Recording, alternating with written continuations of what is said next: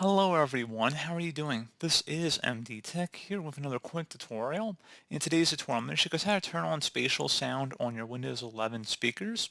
So this should hopefully be a pretty straightforward process here, guys. And without further ado, let's go ahead and jump straight into it.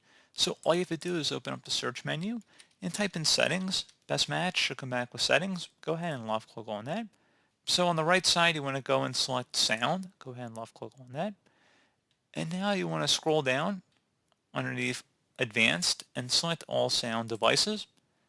For your output device, go ahead and select your speaker output device listed in here, and then scroll down, and then underneath Spatial Sound, choose an immersive audio experience that simulates a realistic environment, 3D spatial sound. Click in the drop down here, and you can go ahead and just toggle that to the on position or whatever options available, and that's all you have to do.